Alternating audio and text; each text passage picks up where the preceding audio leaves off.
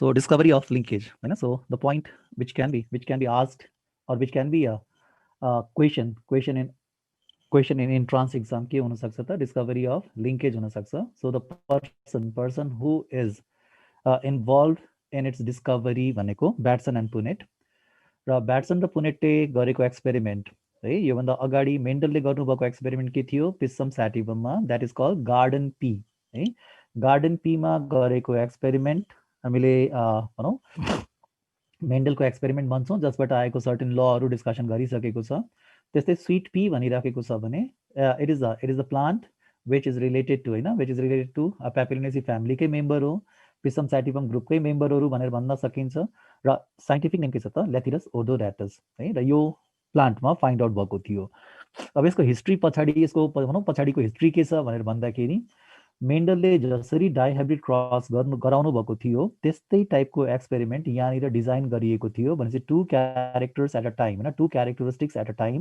र two pair of contrasting क्यारेक्टर्सलाई लिएर क्रस गराइएको थियो आएको रिजल्टको कन्क्लुजन अरू आएको रिजल्टको रेसियोजहरू भनेको फेरि फरक थियो अब रेसियोको लागि सम्झिनु पर्यो केसँग फरक गर्ने भन्दाखेरि हामीले मेन्डलको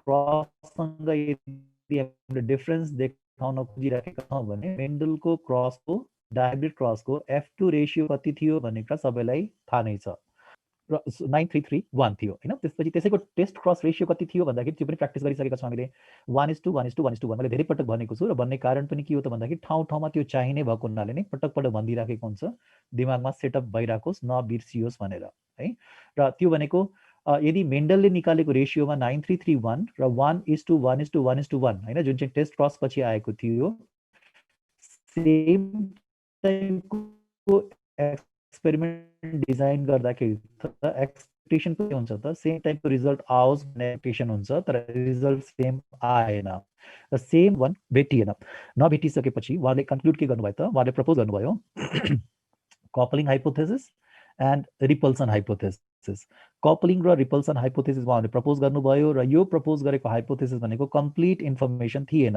जुन रिजल्ट आएको थियो त्यो रिजल्टलाई चाहिँ उहाँहरूले चाहिँ एक्सप्लेन गर्नुभएको थियो तर त्यो पर्फेक्ट एक्सप्लेनेसन थिएन कुनै फेनोमेननको त्यसपछि फेरि अर्को कसले काम गर्नुभयो त भन्दाखेरि अर्को नाम आउँछ टीएच मर्गन है र मर्गनले जहिले पनि केमा काम गर्नुभएको छ ड्रसोफिलामा र मर्गनले ड्रसोफिलामा गरेको एक्सपेरिमेन्टबाट के प्रुभ गर्नुभयो त यो भनेको जुन फेनोमेनन ब्याट्सन र पुनेटले पत्ता लगाउनु भएको थियो त्यो फेनोमेनन भनेको त लिङ्केज हो भन्ने कुरा चाहिँ मर्गनले भन्नुभयो अब यो लिङ्केज भन्ने के रहेछ भन्ने कुरा त हामीले पछि हेरौँला भनेपछि लिङ्केज भन्ने फेनोमेननको लागि क्रोमोजोमल बेसिस कसले दियो भन्दाखेरि हाम्रो लागि क्वेसन आन्सर के छ मर्गनमा टिक गर्ने हु डिस्कभर्ड भन्यो भने ब्याट्सन एन्ड पुनेटमा टिक गर्ने ब्याट्सन पुनेटले दिएको हाइपोथेसिस के थियो भन्यो भने कपलिङ एन्ड रिपल्सनमा टिक गर्ने यहाँसम्मको क्वेसन आन्सरहरू हामीले प्र्याक्टिस गऱ्यौँ है र फेरि नेक्स्टमा जानुहोस् त अब linkage does not follow the law of है linkage does not follow the law of कुन ललाई लिङ्केजले फलो गर्दैन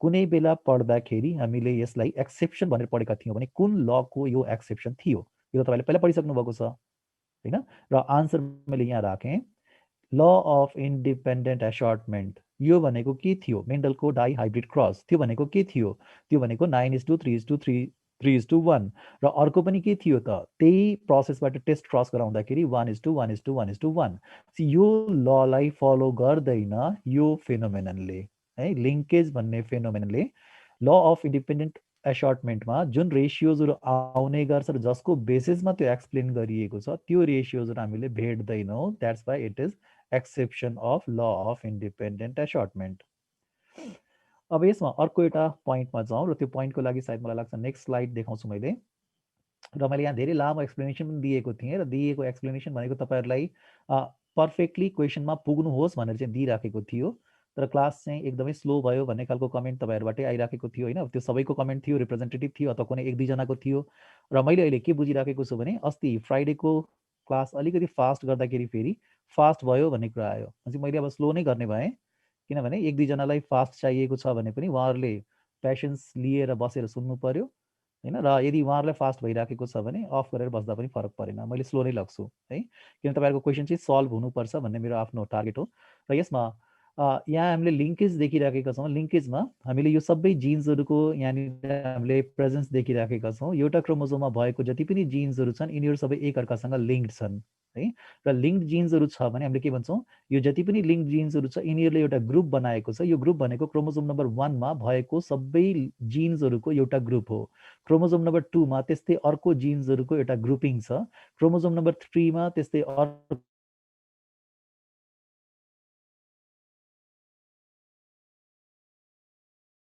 यसलाई हामीले के भन्न सक्छौँ त, one gene is linked with another gene is linked with another gene is linked with another, and all together all these genes are linked together, सबै एकअर्कासँग लिङ्क्ड छन्। So all the linked genes in one chromosome they can form one linkage group। जति पनि जिन्सहरू यो one क्रोमोजोममा बसिराखेका छन् तिनीहरूले form गर्ने ग्रुपलाई हामीले एउटा लिङ्केज ग्रुप भन्छौँ भनेर भन्दाखेरि कसैलाई पनि प्रब्लम छैन होला है। र मैले यसलाई अब अर्कोमा राख्छु, यो जिन्सहरू होइन, यो जिन्सहरू छुट्टा छुट्टै अर्को पुस्तामा जान्छ त जाँदैन। किन भन्दाखेरि यो जिन्सहरू भनेको त यहाँबाट टुक्रा टुक्रा टुक्रा टुक्रा भएर जाने हो र होइन। हामीले त मियोसिस त पढिसकेको छ नि त, मियोसिसमा के जिनहरू टुक्रिन्छ र क्रोमोजोम टुक्रिएर जान्छ र जाँदैन। क्रोमोजोम त पुरै जान्छ नि त, पुरै जान्छ भने त आफू सँगसँगै उसले सबै जिन्सलाई लग्ने भयो नि त। हामीले यसलाई फेरि ब्याक गएर यसको डेफिनेसन पढौँ त। Tendency of genes to inherit together through successive generation is called. जति पनि जिन्सहरू सँगसँगै बसिराखेका छन् तिनीहरू सँगसँगै नै अर्को पुस्तामा जाने गर्छन्, त्यो प्रोसेसलाई नै हामीले के भन्छौँ त, that process is called linkage है। त्यसलाई हामीले लिङ्केज भन्ने गर्छौँ है। लिङ्केज भनेको tendency of genes inherit together होइन थ्रु सक्सेसिभ जेनेरेसन। त्यसपछि अर्को क्वेसनमा जानुहोस्। अर्को क्वेसन छ linkage group is equals to. Linkage group कुनै पनि अर्गेनिजममा, कुनै पनि अर्गेनिजमको बडीमा भएको यतिवटा लिङ्केज ग्रुप हुन्छ, उसको सेलमा अथवा उसको जिन्सहरूको कम्बिनेसन यतिवटा छ भने कसरी थाहा पाउने त भन्दाखेरि इजी के हो त, number linkage group is equals to haploid number of chromosome of species. कुनै पनि स्पेसिजको haploid number of chromosome count गर्ने बित्तिकै त्यो उसको लिङ्केज ग्रुप इक्विभ्यालेन्ट हुन्छ भनेर चाहिँ भन्न सकिन्छ, जुन चाहिँ यहाँ अर्को फिगरबाट देखिराखेको छ, जसलाई मैले अघि भर्खर एक्सप्लेन गरेँ। यहाँ हेर्नुहोस् त, एराबिडोप्सिस थ्यालियानामा एराबिडोप्सिस थ्यालियानामा 2n इक्वल्स टु 10 हो भनेपछि 10वटा क्रोमोजोम छ प्रत्येक डिप्लोइड सेलमा। अहिले त 5वटा मात्रै देखाएको छ, तर 10वटा भए तापनि यदि 10वटा मैले यहाँ राख्ने हो भने कुनै नयाँ कुनै अनौठो कुराहरू मैले अथवा कुनै नयाँ टाइप बनाउन सक्छु र सक्दिनँ। 1 नम्बरको क्रोमोजोम मैले यहाँनिर जोडा राख्छु, 2 नम्बरको क्रोमोजोम पनि जोडामा राख्छु, 3को पनि जोडा हुन्छ, प्रत्येकको जोडा हुन्छ। यहाँ नयाँ हुँदैन, नयाँ भनेको त यही नै हो।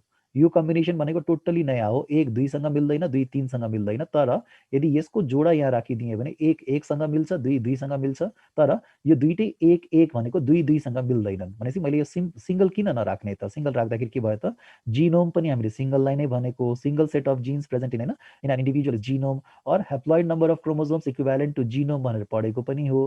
अहिले जति पनि हेप्लोइड नम्बर अफ क्रोमोजोम छ इक्विभ्यालेन्ट टु लिङ्केज ग्रुप्स भनेर भन्दाखेरि पनि भइहाल्छ है। र यसलाई अर्कोमा जाउँ त। अब हामीलाई अब क्वेसन के दिएको हुन्छ भन्दाखेरि नम्बर अफ लिङ्केज ग्रुप पत्ता लगाउन दिइराखेको हुन्छ। कुनै पनि स्पेसिसको यदि डिप्लोइड नम्बर मलाई क्वेसनमा दिइराखेको छु भने मैले त्यसलाई लिङ्केज ग्रुपको फर्ममा कन्भर्ट गर्दाखेरि कतिमा टिक गर्ने भन्ने कुरा चाहिँ आफूले क्वेसनमा विचार गर्नुपर्ने हुन्छ। So number of linkage group equals to होइन फर पिस्सम स्याटिभम, पिस्सम स्याटिभममा नम्बर अफ लिङ्केज ग्रुप कति भन्दाखेरि मलाई क्वेसनमा यसको भनौँ क्वेसनमा मलाई भनौँ यसले दिने पोइन्ट्सहरू के हुनसक्छ त, मलाई 2n इक्वल्स टु त दिनै पर्छ र 2n इक्वल्स टु दिइराखेको छ भने 2n इक्वल्स टु 14 दिएको बेलामा होइन कुनै पनि इन्डिभिजुअलको 2n इक्वल्स टु 14 दिइराखेको छ भने मैले त्यसको लिङ्केज ग्रुप कतिमा टिक गर्नु पर्यो त, 7मा टिक गर्नु पर्यो। किनभने 14मा त जोडा जोडा इन्क्लुडेड छन्, 7मा कुनै पनि कसैको जोडा होइन। So 7 is a perfect answer for counting the number of linkage groups.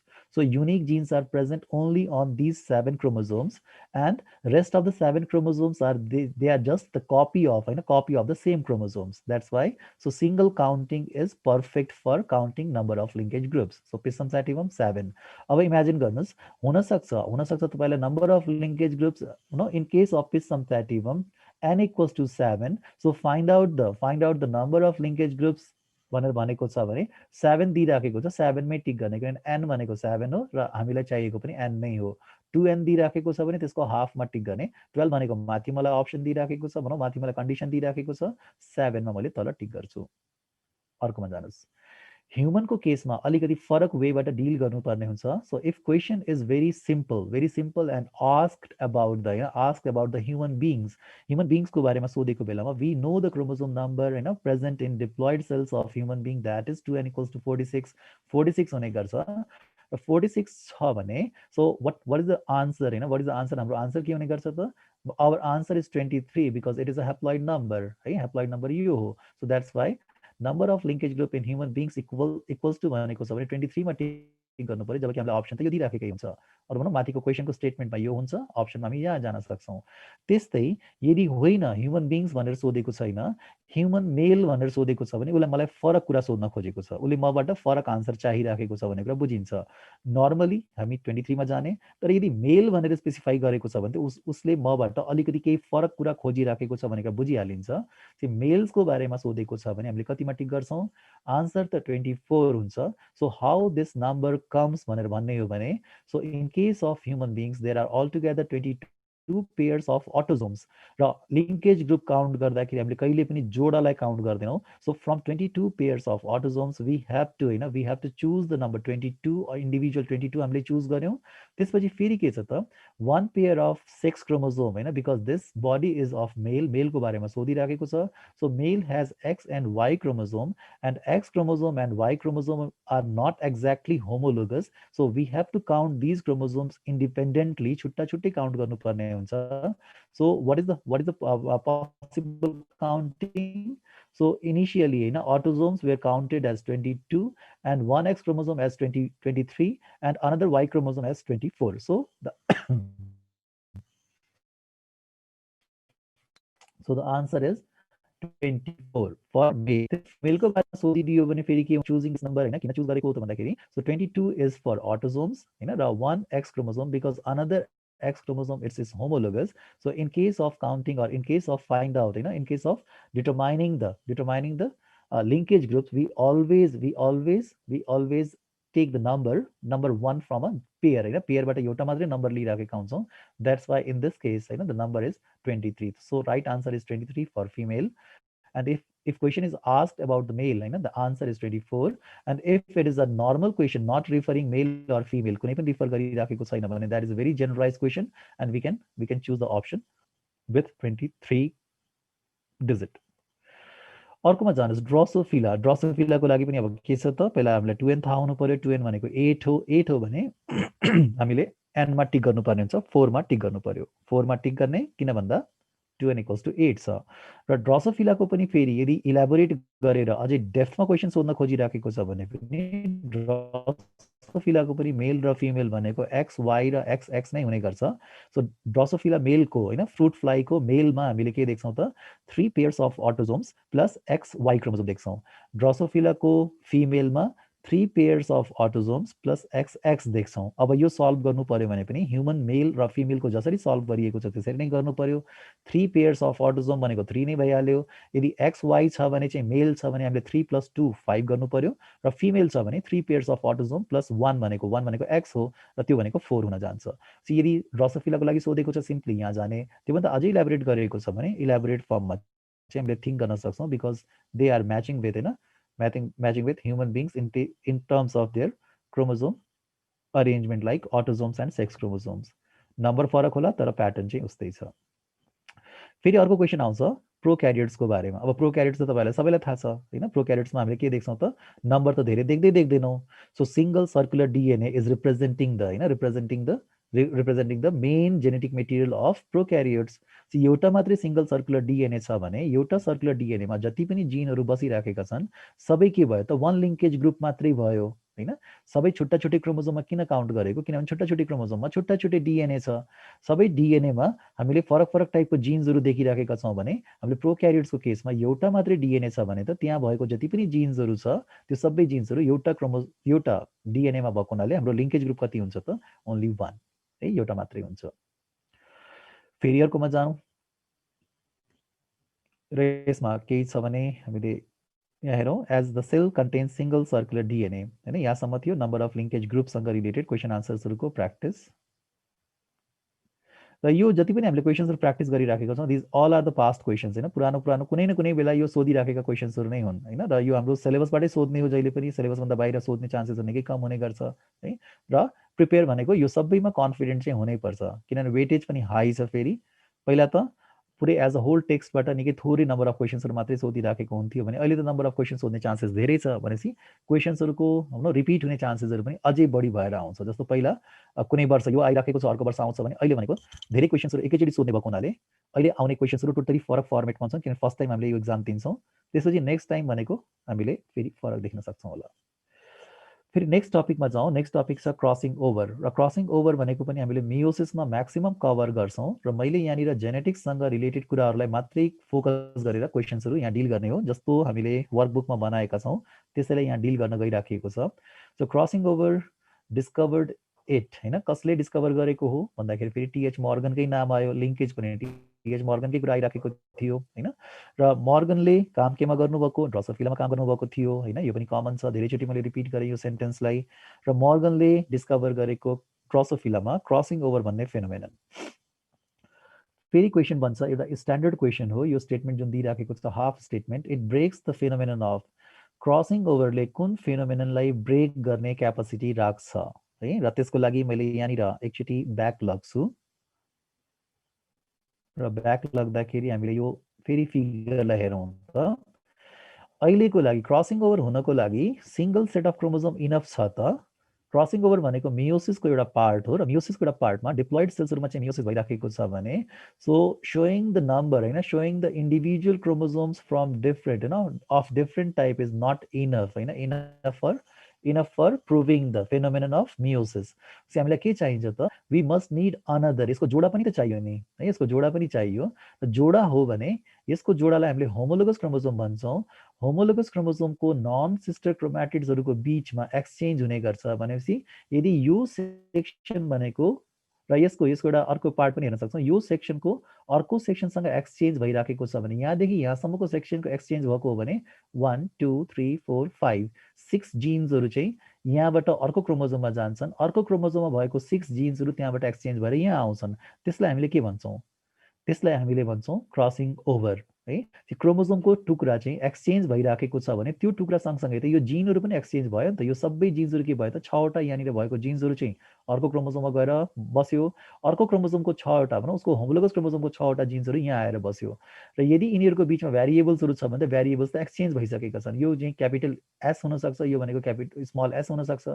यो 6 वटा जिन्स सँगसँगै छ अर्कोतिर हैन, अर्कोतिरको पनि 6 वटा जिन्स सँगसँगै हुन्छ, तर बाँकीको जिनहरुसँग त यिनीहरुले कम्बिनेसन त चेन्ज गरे नि त। पहिला योसँग बसिराखेका थिए भने अब अर्को नयाँ कम्बिनेसनका जिन्सहरुसँग बस्छन्, त्यसलाई के भन्छौँ, क्रसिङ ओभर भन्छौँ। र क्रसिङ ओभरको बेलामा हामीले कुनलाई गर्यौं, it breaks the phenomenon of linkage, यसले लिङ्केजलाई ब्रेक गर्ने गर्छ भनेपछि जुन फर्ममा पहिला जिन्सहरु बसिराखेका छन्, जुन एकअर्कासँग अट्याच भएर बसिराखेका छन्, त्यो ब्रेकेज गर्ने काम कसले गर्छ, क्रसिङ ओभरले। क्रसिङ ओभरले केलाई ब्रेक गर्छ भन्दाखेरि क्रोमोजोमको सेगमेन्ट्सलाई ब्रेक गर्छ भने त्यसले खासमा जिन्सहरुको बीचको अरेन्जमेन्टलाई पनि ब्रेक गर्छ, त्यो भनेको लिङ्केजलाई ब्रेक गर्छ है। So it breaks the phenomenon of linkage, लिङ्केजलाई ब्रेक गर्ने कसले भनेर भन्यो भने क्रसिङ ओभरले भनेर टिक गर्नु पर्यो। अब यो क्रसिङ ओभर भनेको के हो भनेर भन्यो भने अघि मैले एक्सप्लेन गरिसकेँ, reciprocal exchange of equal segments between कसको बीचमा त है, कुन क्रोम्याटिड्सहरुको बीचमा, हेटेरोलोगस क्रोमोजोमको बीचमा हो कि हैन, अथवा भनौँ एउटै क्रोमोजोमको दुईटा क्रोम्याटिड्सहरुको बीचमा हो कि, एउटै क्रोमोजोमको दुईटा क्रोम्याटिड्सको बीचमा हो भने सिस्टर क्रोम्याटिड्सको बीचमा भयो हैन, हेटेरोलोगस क्रोमोजोमको बीचमा हो भने त्यसलाई हामीले ट्रान्सलोकेसन भन्छौँ, त्यो भनेको त क्रसिङ ओभर हुँदै होइन। यो मिनिङ के आउँछ त, नन सिस्टर क्रोम्याटिड्सहरु त हुनै पर्छ, तर त्यो नन सिस्टर क्रोम्याटिड पनि कसको हुनुपर्छ त, होमोलोगस क्रोमोजोमकै हुनुपर्छ। होमोलोगस क्रोमोजोमको नन सिस्टर क्रोम्याटिड्सहरुको बीचको यदि एक्सचेन्ज भइराखेको छ भने that exchange is called crossing over है। र त्यसले केलाई ब्रेक गर्ने गर्छ त, त्यसले लिङ्केजलाई ब्रेक गर्ने गर्छ। स्टेज अफ अकरेन्स, यहाँ दुईटा स्ट्यान्डर्ड क्वेसन्सहरु हुने गर्छ यो पोइन्टमा। एउटा क्रसिङ ओभर कति बेला हुन्छ भनेर सोधेको छ भने क्रसिङ ओभर अकर्स ड्युरिङ भनेर सोधेको छ भने एउटा आन्सर हुन्छ। Crossing over is clearly visible during भनेको छ भने क्रसिङ ओभर कुन बेला हामीले प्रष्ट देख्न सक्छौँ भनेको केमा, माइक्रोस्कोपमा हैन। माइक्रोस्कोपमा हामीले अब्जर्भ गर्ने क्रममा किन हामीले अगाडि देखिराखेका छैनौँ र किन पछि हामीले देख्न पाउँछौँ भन्ने कुराबाट यहाँ दुईटा क्वेसन्सहरु छ। Stage of occurrence, pachytene stage of meiotic prophase 1 हैन, pachytene stage of meiotic prophase 1 भनेको स्टेज अफ अकरेन्स कति बेला हुन्छ है, तर कति बेला हामीले माइक्रोस्कोपमा सजिलैसँग त्यो इभेन्ट भएको हो भनेर देख्न पाउँछौँ भने that is visible during diplotene. किनभने जुन बेला होमोलोगस क्रोमोजोम्सहरू एकअर्कासँग पेयर गरेर बसिराखेको छ, बिचमा सिनाप्टोनिमल कम्प्लेक्स हुने गर्छ। सिनाप्टोनिमल कम्प्लेक्सले होमोलोगस क्रोमोजोमलाई यसरी बाइन्ड गरेको हुन्छ कि दे लुक्स लाइक वान हैन, वान युनिट जस्तो देखिराखेको हुन्छ। जुन बेला सिनाप्टोनिमल कम्प्लेक्स डिजल्भ हुन थाल्छ आफ्टर क्रसिङ ओभर, त्यसपछि के देख्न थाल्छौँ त कुनै ठाउँमा तिनीहरू अट्याच्ड भएको छ, still they are they are together, र त्यो जहाँनिर तिनीहरू स्टिल अट्याच छन् त्यो पोइन्टलाई हामीले के भन्छौँ, क्याजमेटा भन्छौँ। क्याजमेटा भनेको अट्याचमेन्ट अफ हैन, attachment of non sister chromatids after crossing over पछि जहाँ अट्याच भइराखेको छ those points are called chiasmata. र क्याजमेटाले इन्डिकेट के गर्छ त, इन्डिकेसन अफ क्रसिङ ओभर पनि हो। त्यो क्रसिङ ओभर कति बेला देखियो त भन्दाखेरि डिप्लोटिनमा हामीले प्रष्ट माइक्रोस्कोपमा देख्न पाउँछौँ, तर पेकाइटिन स्टेजमा सिनाप्टोनिमल कम्प्लेक्स बिचमा भएको हुनाले हामीले दुईटै होमोलोगस क्रोमोजोमलाई वान युनिटको फर्ममा चाहिँ देखिराखेको हुन सक्छौँ। सिग्निफिकेन्स फाइदा के छ त है, फाइदा भनेको त क्रसिङ ओभरले गर्दाखेरि भ्यारिएसन आउँछ। भ्यारिएसन सबभन्दा पहिला केमा आउँछ, सबभन्दा फर्स्ट भ्यारिएसन भनेको त ग्यामिटमा आउँछ। जस्तो फेरि ब्याक जाउँ, यदि यो क्रोमोजोम्सहरू ग्यामिटोजेनेसिसको लागि रेडी छन् भने मैले अघि नै भने ह्याप्लोइड सेट भनेको त ग्यामिटोजेनेसिसको लागि रेडी नै होइन, यहाँ त डिप्लोइड सेट चाहिन्छ। डिप्लोइड सेट चाहिएको छ भने यदि यो सेगमेन्टको एक्सचेन्ज यहाँसँग अर्को सेगमेन्टसँग भइराखेको छ, क्रोमोजोम नम्बर 1 कोसँग भइराखेको छ भने हामीले के देख्छौँ त, यो भनेको सपोज यो इन्डिभिजुअलको बडीमा यो क्रोमोजोम आयो कहाँबाट त, यो इन्डिभिजुअलको बडीमा यो क्रोमोजोम भनेको मदरबाट आएको हुनसक्छ, अर्को क्रोमोजोम भनेको फादरबाट आएको हुनसक्छ। फादरको क्रोमोजोम, फादरको क्यारेक्टर्सहरू भएको भनौँ, क्यारेक्टर भएको सेगमेन्ट मदरको क्यारेक्टर भएको सेगमेन्टमा यहाँ जोडिन्छ र मदरको फेरि फादरको सेगमेन्टमा जोडिन्छ भने त त्यति बेला के हुने भयो त, एक्सचेन्ज यिनीहरूको बिचमा भइराखेको छ। तर यो भनेको क्रोमाटिड्सहरू ग्यामिटमा जाने बेलामा त यदि यस्तो यो पुरै एज अ होल जिन लिएर गयो भने यसले त मदरको सबै जिन लिएर गइराखेको छ, सर्टेन ग्यामिटमा त मदरको प्योर जिन जान सक्छ। तर जहाँ एक्सचेन्ज भएको छ यदि त्यो क्रोमाटिड गएको हो भने त यहाँदेखि यहाँसम्म जिन त मदरको गयो त्यो इन्डिभिजुअल अर्को उसको ग्यामिटमा, र योभन्दा माथिको भनेको फादरको जिन्सहरू हुने गर्छन्, तर जिन त उस्तै टाइपका हुन् फेरि। यसले गर्दाखेरि के हुन्छ त, रिकम्बिनेन्ट बच्चाहरूमा के देखिन्छ त, ग्यामिट्समै हामीले यदि भनौँ रिकम्बिनेसन देखिराखेका छौँ भने बच्चामा पनि क्यारेक्टर्समा हामी रिकम्बिनेसन देख्ने गर्छौँ, र मदर फादरको क्यारेक्टर्सहरू हामीले केमा देख्न पाउँछौँ, बच्चाहरूमा देख्न पाउँछौँ। र त्यसले गर्दाखेरि पुरै एज अ होल पपुलेसनमा के देखिन्छ भन्दाखेरि भ्यारिएसन देखिन्छ। सो क्रसिङ ओभर लिड्स होइन भ्यारिएसन इन पपुलेसनमा भ्यारिएसन देखिराखेको छ भने एउटै फ्यामिलीमा जन्मिएको बच्चाहरू जब क्लोन फर्ममा देखा परिराखेका छैनन्, एउटै भनौँ ब्रदर सिस्टर्सहरू भनेकै के छ त फरक फरक फर्ममा देखा परिराखेको छ भने त अर्को फ्यामिलीको ब्रदर सिस्टर्स पनि एक्ज्याक्टली क्लोन होइन। प्रत्येक फ्यामिलीमा आउने प्रोसेस भनेको त प्रत्येक फ्यामिलीको फादर र मदरले कन्ट्रिब्युट गरेको ग्यामिटोजेनेसिसको बेलामा उहाँहरूले भनौँ क्रसिङ, उहाँहरूको क्रोमोजोम, उहाँहरूको बडीमा भएको क्रोमोजोमको बिचमा भएको क्रसिङ ओभरले गर्दाखेरि मदरमा पनि त्यही प्रोसेस भएको छ, फादरमा पनि त्यही भएको छ। मदर र फादरको ग्यामिट बनेर आउँदाखेरि त अफस्प्रिङमा त म्याक्सिमम भ्यारिएसन्सहरू देखिने भयो नि त। त्यो भ्यारिएसन कहाँ देखा पर्छ त, अल्टिमेटली हामीले पपुलेसनमा देख्छौँ। पपुलेसनमा कुनै पनि इन्डिभिजुअल अर्कोसँग नमिल्ने कारण के हो त, because of meiosis and crossing over है। र यहाँसम्म थियो यो हाम्रो क्रसिङ ओभरसँग रिलेटेड, र मैले यसलाई एकचोटि ब्याक गरेँ यो स्लाइड्सहरूलाई, र फेरि हामी नयाँ टपिकमा इन्ट्री गर्छौँ, द्याट इज म्युटेसन।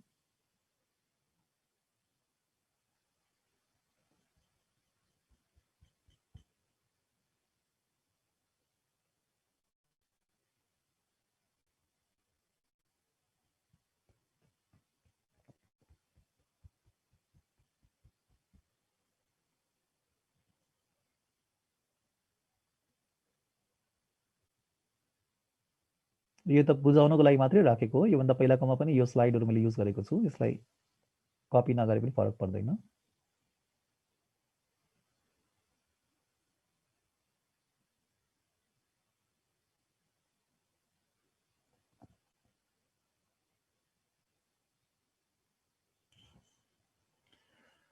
यो स्लाइड चाहिँ हामीले स्टप गरेँ र अर्को स्टार्ट गर्छु फेरि।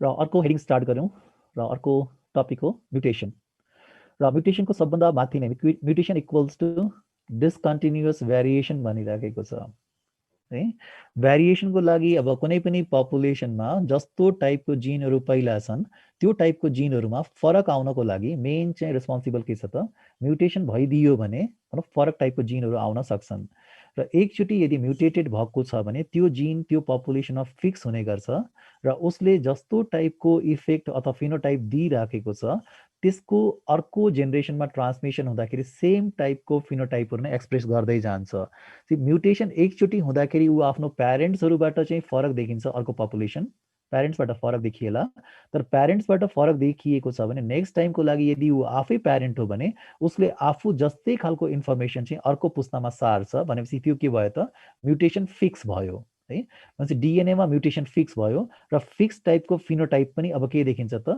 पपुलेसनमा हामीले देख्न थाल्छौँ है र त्यसलाई हामीले के भन्छौँ डिसकन्टिन्युअस भेरिएसन भन्छौँ कन्टिन्युअस भेरिएसन भनेको त लगातार इन्भाइरोमेन्टले गर्दाखेरि आउने भेरिएसन भनेको कन्टिन्युअस भेरिएसन हुनसक्छ तर म्युटेसनले गर्दाखेरि आएको भेरिएसन भनेको डिसकन्टिन्युअस हुन्छ किनभने एकचोटिको लागि त नर्मल भनौँ पहिलाको जेनेरेसनसँग ऊ चाहिँ फरक देखियो तर अर्को चोटिको लागि ऊ आफै प्यारेन्ट हो भने जस्तो भनौँ एउटा इन्डिभिजुअल नर्मल थियो नर्मल इन्डिभिजुअलको भनौँ जिनमा म्युटेसन भएर उसमा हिमोफिलिया भन्ने डिजिज लागिराखेको छ भने अब यो हिमोफिलिया भन्ने डिजिज भनेको उसको ग्यामिट थ्रु केमा जाने भयो त ग्यामिट थ्रु चाहिँ उसको बच्चामा जाने भयो बच्चालाई पनि हिमोफिलियाको भनौँ रिसेसिभ जिन चाहिँ उसले ट्रान्समिट गरिसकेको छ त्यो बच्चा कुनै बेला प्यारेन्ट्स बन्यो भने उसले पनि के गर्छ त आफ्नो बच्चालाई त्यो जिन चाहिँ ट्रान्समिट गर्दै जान्छ भनेपछि यो जेनेरेसन वाइज चाहिँ के हुन्छ त सेम टाइपको जिनको अर्को पुस्तामा सर्ने क्रममा जान्छ भनेपछि त्यो भनेको डिसकन्टिन्युअस भेरिएसन नै हो अब त्यो हिमोफिलियाको लागि नर्मल इन्डिभिजुअल पनि पपुलेसनमा छन् हिमोफिलियाको लागि डिफेक्टिभ इन्डिभिजुअल्सहरू पनि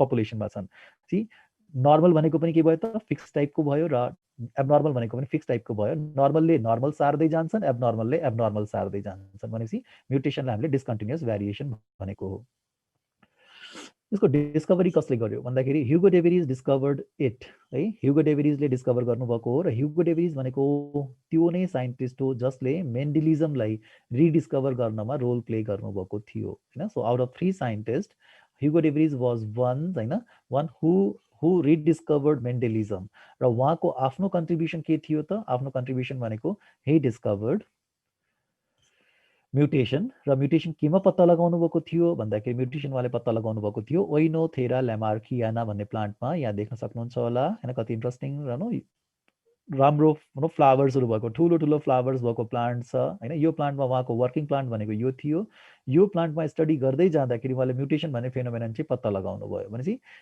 यस्तो टाइपको इन्डिभिजुअलबाट केही नगराइकन नै होइन जस्तो भनौँ म्युटेसन गराउनको लागि त हामीले रेडिएसन्सहरू युज गर्छौँ होला होइन त्यस्तै केमिकल्सहरू युज गर्छौँ होला तर उहाँले के गरिराख्नु भएको थियो मेन्डलले पिसम स्याटिभममा काम गरे जस्तै यो प्लान्टमा चाहिँ काम गरिराख्नु भएको थियो काम गर्ने क्रममा यसको बच्चाहरू हेर्ने क्रममा उहाँले के देख्नुभयो त दुईटालाई क्रस गरेर आउँदाखेरि F1मा जस्तो देखिनुपर्ने त्यो देखिराखेको छ तर F2 जेनेरेसनमा जस्तो देखिनुपर्ने त्यो पनि देखिराखेको छ तर त्योभन्दा फरक पनि देखिराखेको छ फेरि जस्तो देखिराख्नु मेन्डेलिजममा जस्तो देखिनु भनेको त्यो त नर्मल थियो मेन्डेलिजमभन्दा फरक नेचर अथवा यो प्यारेन्टहरूभन्दा फरक नेचरको अफस्प्रिङ पनि उहाँले देखेको हुनाले यसलाई म्युटेसन भनेर चाहिँ उहाँले बुझ्नुभयो र यसलाई ओइनोथेरा ल्यामार्कियानामा फाइन्ड आउट गरिएको थियो त्यसको साइन्टिफिक नेम भनेको ओइनोथेरा हो भने कमन इङ्ग्लिस नेम भनेको इभिनिङ प्राइम रोज हो इभिनिङ प्राइम रोज भनेपछि दुईटैबाट क्वेसन बन्न सक्ने चान्सेस छ इभिनिङ प्राइम रोज भनेको छ भने पनि क्वेसन आन्सरको लागि रेडी हुने र सँगसँगै यदि ओइनोथेरा ल्यामार्कियाना भनेको छ भने पनि क्वेसन आन्सरको लागि रेडी हुने र ह्युगो डेभिरिजको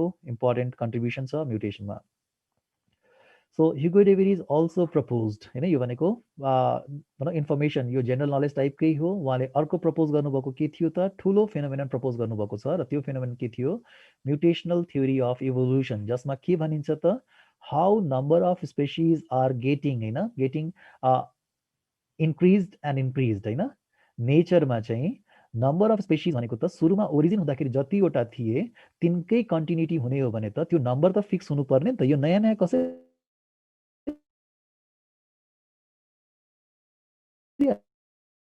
आइराखेको छ त भन्दा केसमा एउटा कुरा अर्को पनि के बुझ्नुहोस् भने अहिले हामीले कुरा गरिराखेको छौँ प्लान्ट्सको केसमा.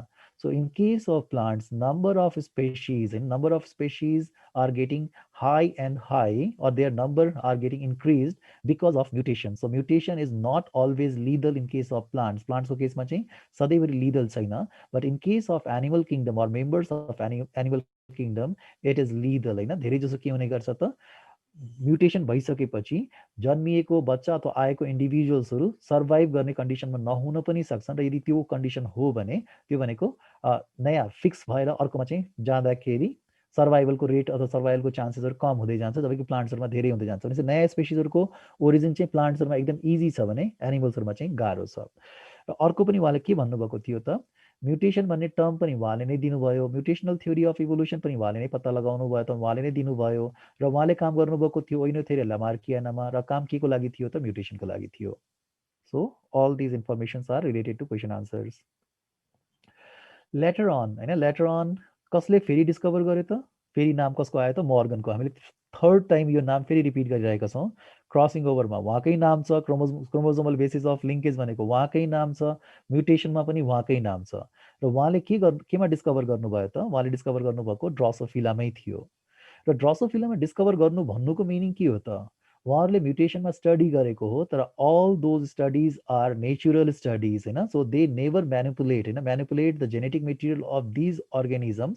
यो अर्गानिजमको जेनेटिक मेटेरियलसँग कुनै पनि छेडछाड उहाँहरूले गर्नुभएको थिएन है. जस्तो भनौँ एक्सपेरिमेन्ट गर्दाखेरि जे रिजल्ट आइराखेको छ त्यो रिजल्ट चाहिँ ठिक छ छैन कस्तो छ के छ त्यो मात्रै अब्जर्भेसन थियो. र मर्गनको अब्जर्भेसन के थियो त भन्दाखेरि उहाँले त झिङ्गा पालेर बस्नुभएको थियो होइन, झिङ्गामा स्टडी गरिराख्नु भएको थियो फ्रुट फ्लाईमा. यो फ्रुट फ्लाईमा धेरै जसो झिङ्गाहरूको आँखाको कलर कस्तो थियो रेड कलर हुने गर्थ्यो. तर उहाँले आफूले पालेर राखेको झिङ्गाहरूमा एकाएक के देख्नुभयो त व्हाइट कलरको भनौँ आइज भएको ड्रोसोफिला पनि उहाँले देख्नुभयो, जबकि कुनै पनि एक्सपेरिमेन्टली उहाँ भनौँ यो इन्डिभिजुअल्सहरूको जेनेटिक मेटेरियललाई म्यानिपुलेट गरिएको थिएन. यो अकस्मात कहाँबाट आयो त यो नयाँ होइन. यो आइसकेपछि त फेरि यसले योसँग आएको जुन आई कलर थियो यो आई कलर भएको इन्डिभिजुअल्सहरूलाई फेरि अर्को आई कलरको इन्डिभिजुअल्ससँग मेटिङ गराउँदाखेरि तिनीहरूबाट जन्मिएको बच्चाहरूमा फेरि जेनेटिक स्टडी गर्न थालियो. यो जुन देखिएको व्हाइट आइड कन्डिसन थियो यो भनेको नेचुरली होइन म्युटेटेड भएर आएको थियो र यसको स्टडी पनि मर्गनले नै गर्नुभएको थियो. त्यसलाई उहाँले म्युटेसन होइन स्पोन्टेनियस म्युटेसन हो र माथि गरेको म्युटेसन पनि के हो त स्पोन्टेनियस किनभने यो नेचुरली हेरिएको मात्रै थियो, जस्ट अब्जर्भेसन मात्रै हो, कुनै पनि कुरालाई चलाइएको थिएन, अर्गानिजमलाई बिगारिएको थिएन. र फेरि अर्कोमा जाउँ.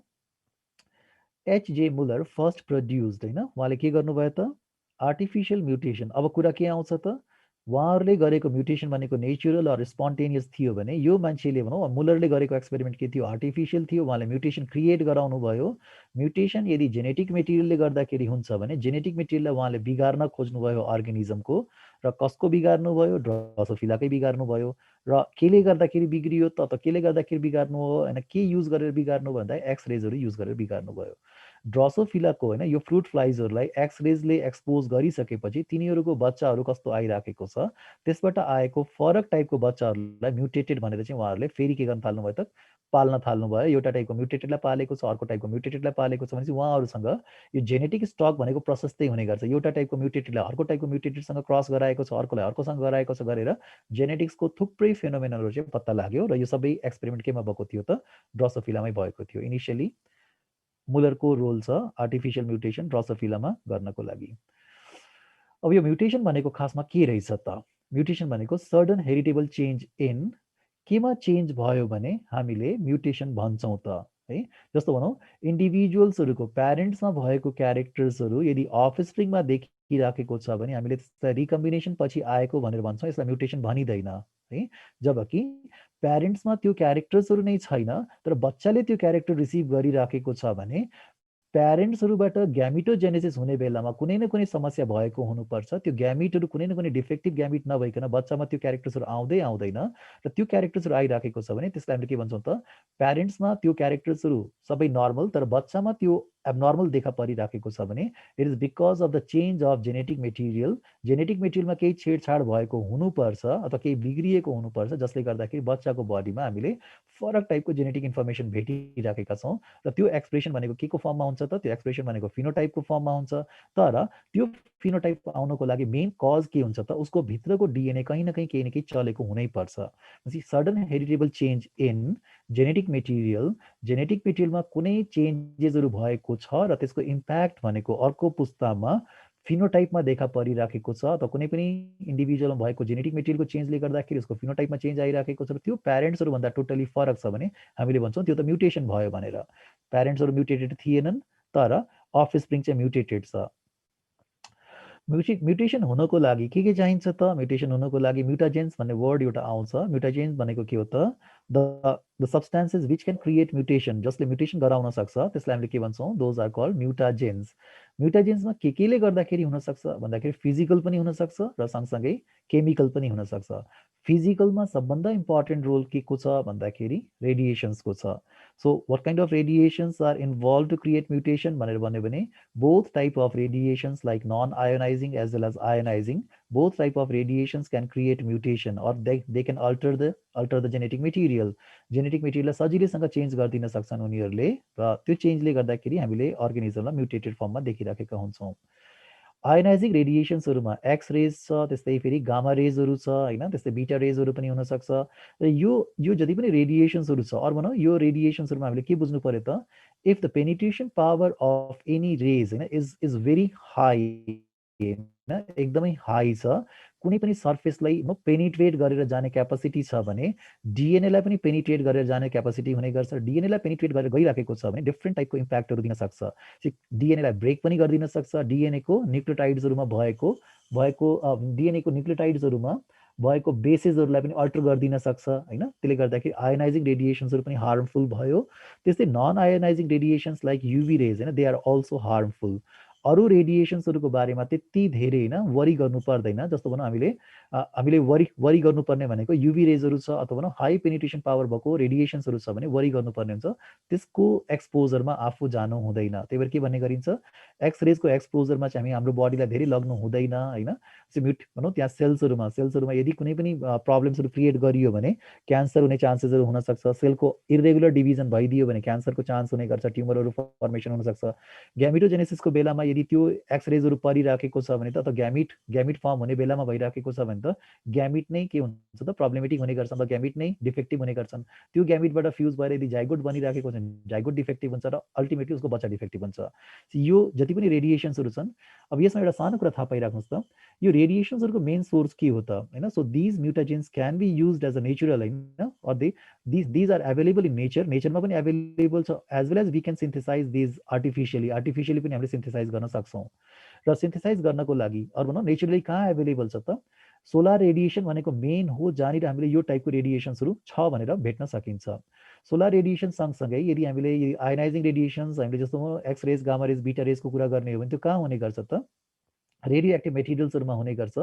रेडियो एक्टिभ मेटेरियल्सहरू भनेको त अर्थको होइन, अर्थमा त निकै धेरै रेडियो एक्टिभिटी छ नि त, र अर्थको सर्टेन रक्सहरूमा त रेडियो एक्टिभ भनौँ मेटेरियल्सहरू हुने गर्छन्। र त्यो मेटेरियल्सबाट निस्किराखेको रेडिएसन्सहरू छ भने त्यो पनि हार्मफुल हुने गर्छ। यदि नेचरमा एभाइलेबल कुनै पनि अर्गानिजम्सहरू त्यस्तो रेडिएसनको एक्सपोजरमा गइराखेको छ भने त्यहाँबाट म्युटेसन हुने चान्सेस त नेचुरली पनि रहेछ है। नेचुरली पनि म्युटेसन हुन सक्ने चान्सेसहरू रहेछ, किनभने हामी जुन इन्भाइरोमेन्टमा बसिराखेका छौँ त्यहाँ त्यो रेडिएसन्सहरू एभाइलेबल छ। र फेरि अर्कोमा जानुहोस्, केमिकल्सहरू पनि हुनसक्छ म्युटाजेन्सको फर्ममा। र केमिकल्सहरूमा के हुनसक्छ त?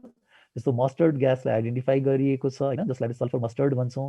एक्रिडिन डाई भनेर हामीले फाइन्ड आउट गर्ने गर्छौँ। डिएनएलाई स्टेन गर्नको लागि युज गर्ने गरिन्छ भने चाहिँ डिएनएलाई स्टेन गर्ने भनेको त डिएनएसँग उसले केमिकल रियाक्सन गर्छ भने डिएनएलाई बिगारिदिन पनि सक्छ।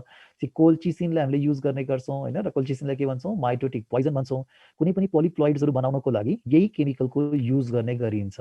जस्तो भनौँ कुनै पनि फ्लावरमा यदि फुल फुलेको बेलामा त उसले स्टामेन्सहरू पनि भनौँ स्टामेन्सहरू पनि रेडी छन्, स्टिग्मा पनि रेडी छ।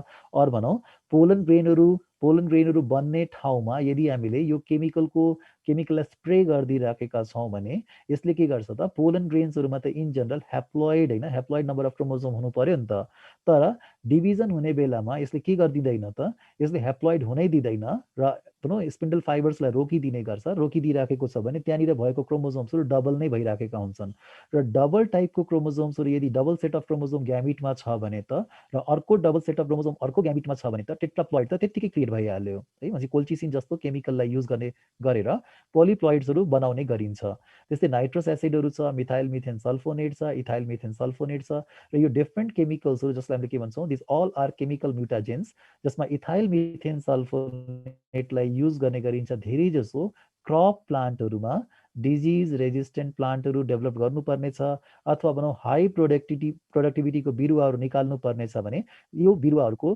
सिडहरूलाई लगेर एक्सपोज गर्ने गरिन्छ केमिकलमा र केमिकलमा राखिसकेपछि त्यसको इम्प्याक्ट चाहिँ कस्तो परिराखेको छ त्यसलाई लगेर फेरि हामीले नर्मली होइन नेचुरली लगेर रोपिसकेपछि कुनै राम्रो प्रोडक्टिभिटी भएको बिरुवा हामीले भेट्यौँ भने त्यसलाई सेलेक्सन गरेर त्यसको बिउहरू कलेक्सन गर्ने त्यसपछि त्यो बिउहरूलाई हामीले के गर्न सक्छौँ त फार्मर्सहरूलाई धेरैचोटिको प्र्याक्टिसपछि फार्मर्सहरूलाई दिन सक्छौँ यो भनेको क्रप प्लान्ट्सहरूको जुन मोडिफिकेसन छ मोडिफिकेसन्सको लागि चाहिँ इथाइल मिथेन सल्फोनेट चाहिँ म्याक्सिमम युज गर्ने गरिन्छ मस्टर्ड ग्यास कुनै बेला चाहिँ यो भनौँ ह्युमनको अगेन्स्टमा युज गरिएको थियो एक्रिडिन डाई भनेको भनौँ स्टेन गर्नको लागि अघि मैले भनिसकेँ कोल्चिसिनसँग रिलेटेड निकै इम्पोर्टेन्ट क्वेसन बन्ने गर्छ एल्कोलोइडसँग होइन कुन प्लान्टबाट आउँछ भनेर भन्यो भने कोल्चिकम भन्ने प्लान्टबाट आउँछ केबाट आउँछ भन्यो भने कर्मबाट आउँछ के हो भनेर भन्यो भने एल्कलोइड हो भनेपछि यो टाइपको क्वेसन्सहरू पनि हुने गर्छ र यहाँनिर अहिले हामीले के को लागि पढिरहेका छौँ त all this informations are comes under the heading mutagens जसमा फिजिकल पनि छ केमिकल पनि छ यो नामहरू चाहिँ मेमोराइज गरेर राखिराख्नु पर्यो यदि यो नामहरूको भनौँ यदि अप्सन्सहरू बनिराखेको छ क्वेसन्सहरू बनिराखेको छ भने म्युटाजेन्समा हामीले टिक गर्नुपर्ने हुनसक्छ or the chemical which can cause mutation भनेको छ भने हामीले सेलेक्सन गर्ने आन्सर्सहरू यहीँबाट हुनसक्छ अब हिट प्रड्युसिङ गर्ने खालको रेडिएसन्सहरू छ भने तिनीहरूले हामीलाई भनौँ म्युटेसन गराउने होइन है आयोनाइजिङ रेडिएसन्सहरू हुनुपर्छ नन आयोनाइजिङ हुनुपर्छ अथवा भनौँ पेनिट्रेटिङ पावर हाई भएको छ भने मात्रै गराउन सक्छ फेरि अर्को हेडिङमा जाउँ म्युटेसन स्पोन्टेनियस एन्ड इन्ड्युस्ड र मलाई लाग्छ यो हेडिङ योभन्दा अगाडिको डिस्कसनमा म्याक्सिमम युज भइसकेको छ so what is spontaneous so यदि हामीले कुनै पनि अर्गेनिजम इन्डिभिजुअल्सहरूलाई without producing or without providing any mutagen कुनै पनि म्युटाजेन नदिइकन उनीहरूको नेचुरल स्टडी गरिराखेका छौँ र भेरिएसन्सहरू भेटिराखेका छौँ भने those type of mutation is called spontaneous mutation र त्यो भनेको के थियो त ह्युगो डेभिरिजले गरेको स्पोन्टेनियस नै थियो होइन त्यस्तै मर्गनले गरेको स्पोन्टेनियस नै थियो जबकि मुलरले गरेको के थियो त इन्ड्युस्ड थियो सोमेटिक एन्ड जर्मिनल म्युटेसन भनेको यदि सोमेटिक होइन सोमेटिक बडीमा भइराखेको छ भने सोमेटिक बडीमा क्यान्सर जस्तो हुनसक्छ ट्युमरहरूको फर्मेसन हुनसक्छ त्यहाँ म्युटेसन भएर म्युटेसन भएर हुनसक्ने अथवा भनौँ क्रोमोजोम्सको जुन चाहिँ नर्मल डिभिजन हुनुपर्ने त्यो भइराखेको छैन एबनर्मल डिभिजन भइराखेको छ भने त्यसबाट हुने सोमेटिक भन्छौँ जर्म सेल्सहरूमा भइराखेको छ भने जर्मिनल भन्छौँ भनेपछि यो कहाँनिर भइराखेको छ भन्ने हिसाबले हामीले सोमेटिक र जर्मिनल भनेर भन्ने गर्छौँ हार्मफुल र युजफुलको कुरा गर्ने हो भने इन जेनरल एनिमल किङडममा म्युटेसन भनेको इन जेनरल सबैको लागि हार्मफुल नै हो तर प्लान्ट किङडमको मेम्बर्सहरूमा चाहिँ यो sometimes it can be useful होइन युजफुल पनि हुने गर्छ र युजफुल भइराखेको छ भने it is the main reason for the origin of new species होइन हार्मफुल छ भने त्यो भनेको हार्मफुल भनेको फेरि अगाडि बढ्दै बढ्दैन अर्को पुस्तामा त जाँदैन नि त यो भनेको डिफेक्टिभ छ भने यो मर्ने बित्तिकै यसको जिनहरू अर्को पुस्तामा त ट्रान्सफर नै हुन पाउँदैन if death occurs in early stage of life साइकलको सुरुकै स्टेजमा यदि डेथ भइराखेको छ भने त यो जिनहरू डिफेक्टिभ जिनको ट्रान्समिसन उसको उसको बडीको डेथ सँगसँगै स्टप भइदिन्छ जबकि युजफुल छ म्युटेसन भएर नयाँ स्पेसिसहरू आइराखेको छन् भने उनीहरूले फेरि के गर्छन् त आफ्नो जस्तै बच्चा फेरि बनाइराखेका हुन्छन् फेरि आफ्नो जस्तो बच्चा बन्दै जान्छ र यो प्रोसेस चलिरहेको छ फेरि अर्को हेर्नुहोस् रिसेसिभ एन्ड डोमिनेन्ट भनिराखेको छ रिसेसिभ भनेको के हो त जस्तो कुनै म्युटेसन चाहिँ रिसेसिभ हुने गर्छ जस्तो हिमोफिलियाको लागि नर्मल एच टाइपको जिन क्यापिटल एच टाइपको जिनलाई हामीले के भनिरहेका हुन्छौँ रिसेसिभ भनिराखेका हुन्छौँ कति बेला यदि त्यसमा चाहिँ हिमोफिलिया देखा परिराखेको छ भने हामीले रिसेसिभ भन्छौँ रिसेसिभको लागि के हुने भयो त त्यो जिन म्युटेटेड हुनु पर्यो र म्युटेटेड हुँदाखेरि हामीले के भन्नु पर्यो त क्यापिटल एचलाई हामीले सिम्पली बुझ्नु पर्यो स्मल एच भनेर हामीले रिफर गरिदिने गर्छौँ कहिलेकाहीँ म्युटेसन के भइदिन्छ त डोमिनेन्ट भइदिन्छ जस्तो सपोज इमेजिन गर्नुहोस् कुनै बेला एउटा भनौँ कुनै बेला होल ह्युमन पपुलेसनको ब्लड ग्रुप चाहिँ ए नै थियो होला अरे है कुनै जमानामा अथवा 10,000 इयर्स ब्याक सबै मान्छेहरूको ब्लड ग्रुप ए नै थियो भने यो बी को क्रिएसन कहाँबाट भयो त भन्दाखेरि ए को कुनै एउटा एक इन्डिभिजुअलको बडीमा उसको जेनेटिक मेटेरियलमा चेन्ज भएर यदि बी टाइपको एन्टिजन प्रड्युस गर्ने जिन चाहिँ उसको बडीमा क्रिएट भयो भने डिएनएमा सानो चेन्ज भएर बी टाइपको एन्टिजन पनि उसको बडीमा क्रिएट हुने खालको भयो भने अब पपुलेसनमा के देखिने भयो त ए टाइपका त प्रशस्तै मान्छेहरू थिए तर बी टाइपको पनि एउटा त जन्मियो नि त अब त्यो एउटा जन्मिराखेको छ भने उसले पनि के गर्छ त बिस्तारै आफ्नो त्यो टाइपको जिनलाई अर्को जेनेरेसनमा ट्रान्समिट गर्छ अब ए को पनि हामीले देख्न थाल्यौँ बी को पनि देख्न थाल्यौँ भनेपछि त्यति बेला के भयो त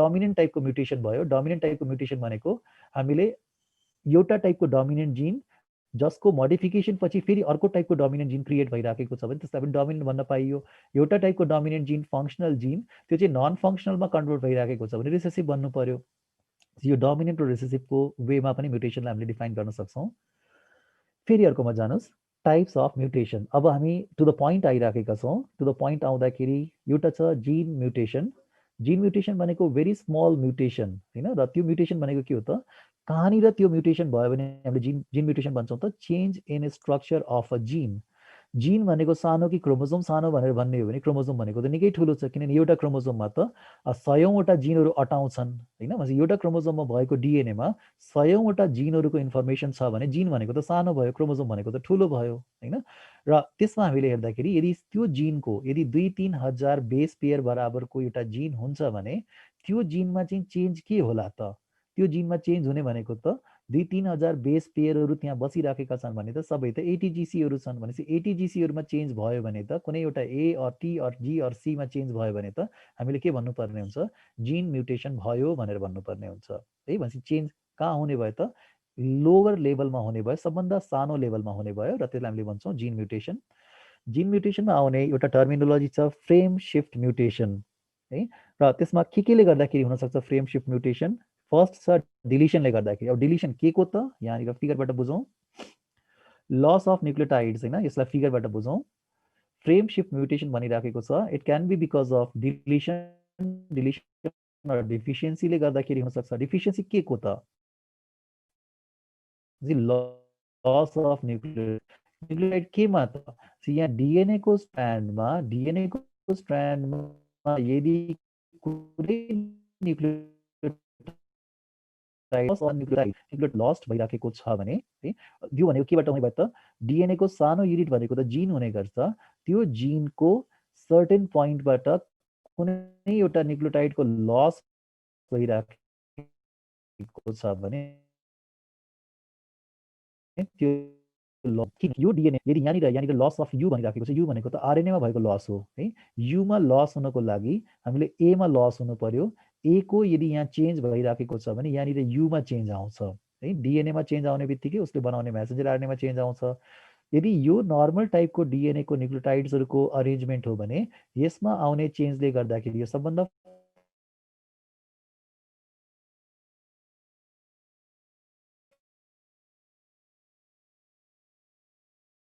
फर्स्ट के राखेको छ एयु भनेर ट्रान्सलेसन हुँदाखेरि के हुन्छ त यदि एयुजी भन्ने कोड छ भने हामीले मेथियोनाइन भन्ने अमाइनो एसिड चाहिँ यो मेसेन्जर आरएनएको मेसेजलाई रिड गरेर यो बन्ने प्रोटिनमा यो अमाइनो एसिड आउने गर्छ त्यस्तै बन्ने प्रोटिनमा अर्को यो कोडलाई हेरेर अर्को ल्युसिन भन्ने अमाइनो एसिड आउँछ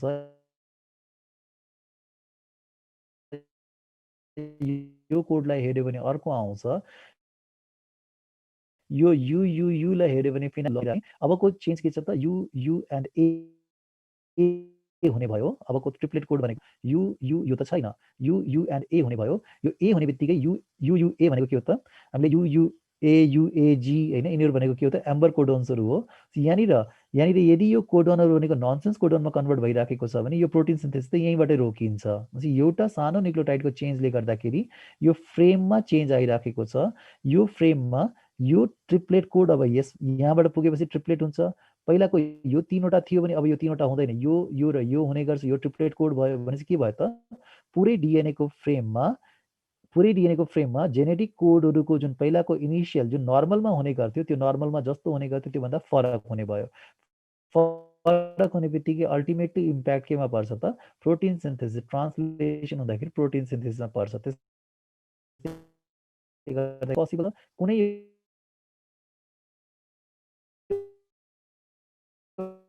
एउटाबाट आएर थप्ने possible both kind of हैन both kind of भनौँ events both kind of events can create change in the change in the frame of the DNA को फ्रेममा चेन्ज लिएर आउँछ त्यो DNA को फ्रेममा चेन्ज आउँदाखेरि मेसेन्जर आरएनए को फ्रेममा चेन्ज आउँछ मेसेन्जर आरएनए को फ्रेममा चेन्ज आइराखेको छ भने बन्ने प्रोटिन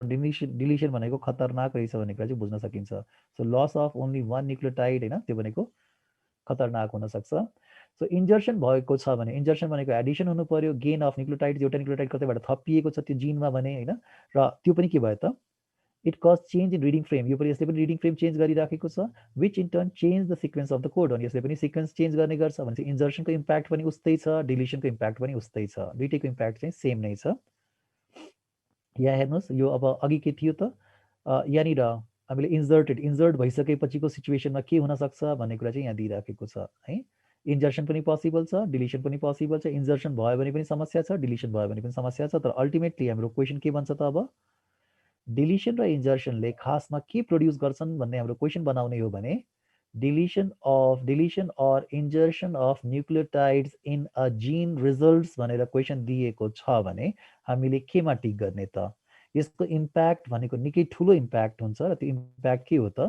फ्रेम शिफ्ट म्युटेसन हो है जसले डिएनए को फ्रेम चेन्ज गराउँछ त्यो फ्रेममा मेसेन्जर आरएनए कस्तो बन्नुपर्ने नर्मल जस्तो बन्नुपर्ने हुन्थ्यो त्योभन्दा फरक बन्छ त्यो फरक बन्ने बित्तिकै टाइप्स अफ एमाइनो एसिड्सहरू फरक आउँछन् प्रोटिन सिन्थेसिसको बेलामा र दुईटा प्रोटिन मोलेक्युल नर्मल टाइपको इन्डिभिजुअलले प्रोड्युस गर्ने प्रोटिन मोलेक्युल र अर्कोले प्रोड्युस गर्ने प्रोटिन मोलेक्युल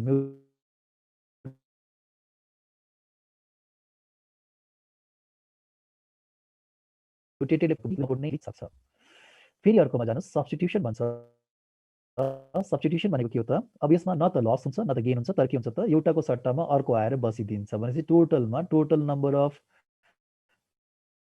न्युक्लियोटाइड्सहरुमा जिनमा टोटल नम्बर अफ न्युक्लियोटाइडमा कुनै पनि चेन्ज आएन जस्तो एकैछिन यहाँ ब्याक 1000 न्युक्लियोटाइड्सहरु थियो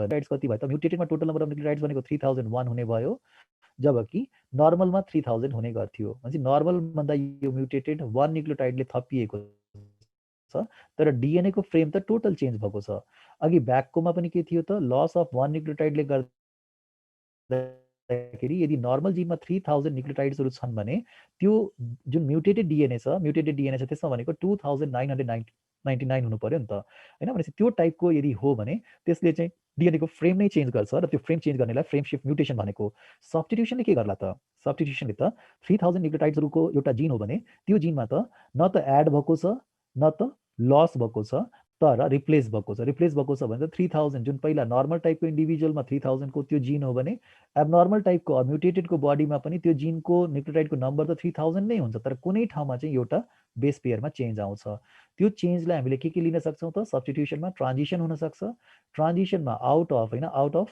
4 न्युक्लियोटाइड्स हैन 2 आर फ्रम प्युरिन हैन एन्ड 2 आर फ्रम पाइरिमिडिन सो दुईटा प्युरिन हो प्युरिन भनेको ए र जी लाई हामीले प्युरिन भनेका थियौं पाइरिमिडिन भनेको के थियो फेरि पाइरिमिडिन भनेको टी र सी थियो यदि डीएनए को भने र यसमा यदि एउटा टाइप रिप्लेस गरिदिराखेको छ भने त्यसलाई ट्रान्जिसन भन्छौं सो प्युरिन भनेको ए र जी हो भने ए को रिप्लेसमेन्ट यदि जी ले गरिदिराखेको छ र टी को रिप्लेसमेन्ट सी ले गरिदिराखेको छ भने दैट इज ट्रान्जिसन र यहाँ मैले एक्जाम्पलको लागि दुईटालाई सँगसँगै राखिदिइराखेको छु दुईटालाई यहाँ सँगै नराखेर बुझ्दा पनि हुन्छ एकचोटि यो बुझौँ एकचोटि यो बुझ्न सकिन्छ so if A is replaced by G हैन यदि ए को ठाउँमा जी आएर बसिदिइराखेको छ भने हामीले के भन्नु पर्यो त it is the kind of transition र यदि सी टाइपको अर्को सिचुएसनमा यदि सी टाइपको न्युक्लियोटाइड टीमा आएर रिप्लेसमेन्ट दिइराखेको छ भने हामीले भन्छौं यसलाई ट्रान्जिसन है सो ए को रिप्लेसमेन्ट जी सँग अर सी को रिप्लेसमेन्ट टी सँग भइराखेको छ भने it is a kind of transition एउटा टाइपको प्युरिन र अर्को टाइपको पाइरिमिडिन अब इमेजिन गर्नुस् यो सी लाई एकैछिनलाई बिर्सिदिनुस् जी लाई मात्रै सम्झिनु यो ए को ठाउँमा जी आइराखेको छ भने अर्को स्ट्रान्डमा के छ त अर्को स्ट्रान्डमा त टी नै छ फेरि हैन, अर्को स्ट्रान्डमा टी नै छ। योभन्दा पहिलाको कम्प्लिमेन्ट्री के थियो, ए र टी भनेको एकअर्काको कम्प्लिमेन्ट्री थिए भने अब जी र टी कम्प्लिमेन्ट्रीको फर्ममा आइराखेको छ कुनै चेन्जेसले गर्दाखेरि। डिएनएको रेप्लिकेसन हुने बेलामा समस्या के आउँछ त, डिएनएको रेप्लिकेसन हुने बेलामा यो स्ट्रान्ड छुट्टिन्छ, यो स्ट्रान्ड पनि छुट्टिन्छ, यो छुट्टिएको स्ट्रान्डले आफ्नो कम्प्लिमेन्ट्री खोज्दै जान्छ, खोज्ने क्रममा टीले ए खोज्छ, एले टी खोज्छ, सीले जी खोज्छ भनेपछि जस्तो जस्तो टाइपको यहाँ बनिराखेको छ उसले आफ्नो यस्तै यस्तै टाइपको न्युक्लियोटाइडहरू सर्च गर्दै जान्छ र यो सर्च गर्ने क्रममा जब यहाँ आइपुग्छ, यहाँ त अब ए त छैन, यहाँ त जी छ, जीले आफ्नो कम्प्लिमेन्ट्री के खोज्ने भयो त, अब त सी खोज्छ, सी यो भनेको सी खोज्छ, तर यो ठाउँको टीले के खोज्छ त, आफ्नो कम्प्लिमेन्ट्री ए खोज्छ। एउटा नयाँ बन्ने डिएनएमा यो ठाउँमा जी र के आइराखेको छ, जी र सी आइराखेको छ भने अर्को स्ट्रान्डको जुन चाहिँ नयाँ डिएनए बनिराखेको छ त्यहाँ टी र ए आउँछ भनेपछि ए यो चाहिँ केमा कन्भर्ट भयो, जीसी चाहिँ कन्भर्ट केमा भयो त, यो पहिलाको ए र टी जुन थियो अब जी र सीमा कन्भर्ट हुने भयो भनेपछि यसलाई हामीले के भन्छौँ, ट्रान्जिसन भन्छौँ। ट्रान्जिन एन्ड पाइरिमिडिन बाई अनदर पाइरिमिडिन भनिरहेको छ भने द्याट इज ट्रान्जिसन। अर्को छ ट्रान्सभर्जन। ट्रान्सभर्जनमा हामीले अलिकति केयरफुल हुनुपर्ने हुन्छ ट्रान्जिसन ट्रान्सभर्जनमा, किनभने हामीले ट्रान्सलोकेसन भन्ने जस्तो खालको वर्डहरू पढ्छौँ होइन, त्यस्तै फेरि हामीले ट्रान्सडक्सन पढ्छौँ, ट्रान्सफर्मेसन पढ्छौँ ब्याक्टेरियाको केसमा। भनेपछि हामीले यो वर्डहरू चाहिँ प्रपरली कसको लागि हो भन्ने कुरा थाहा हुनु पर्यो। यो भनेको म्युटेसनसँग रिलेटेड वर्डहरू हो। ट्रान्सडक्सन भन्ने वर्ड, त्यस्तै फेरि ट्रान्सफर्मेसन भन्ने वर्ड भनेको हामीले ब्याक्टेरियाको लागि अथवा भनौँ त भाइरसतिरको लागि कुरा गरिराखेका हुन सक्छौँ होला होइन। त्यस्तै ट्रान्सलोकेसन भनिराखेको छ त्यो फेरि छुट्टै छ भनेपछि म्याचिङ वर्डबाट हामी बच्नुपर्ने हुन्छ। र ट्रान्सभर्जन भनेको छ भने replacement of purine by pyrimidine and vice versa. त्यो भनेको कस्तो त, रिप्लेसमेन्ट अफ प्युरिन होइन बाई पाइरिमिडिन भनेपछि प्युरिन यो भनेको ए हो भने ए को रिप्लेसमेन्ट केले गरिदिन सक्छ त, यदि ए को रिप्लेसमेन्ट भनेको यदि टीले गरिदिइराखेको छ भने टीको सट्टामा यहाँ भनौँ यो ए को सट्टामा टीले रिप्लेस गरिदिइराखेको छ भने के बुझ्नु पर्यो त, one type of purine is replace by another type of purine is replace by pyrimidine होइन, पाइरिमिडिनलाई प्युरिनले र प्युरिनलाई पाइरिमिडिनले गरिराखेको छ भने द्याट इज ट्रान्सभर्जन। ट्रान्सभर्जनमा हामीले कहाँ देख्छौँ त transversion, base pair substitution always produce change in codon. यहाँनिर यदि यो ठाउँमा चेन्ज भएको हो भने यसले बनाउने यो म्युटेटेडले बनाउने म्यासेन्जर आरएनए र यो पहिलाको नर्मलले बनाउने म्यासेन्जर आरएनएमा के फरक होला। म्यासेन्जर आरएनए बन्ने बेलामा यो कोड अनुसारको म्यासेन्जर आरएनए बन्न सक्छ, यो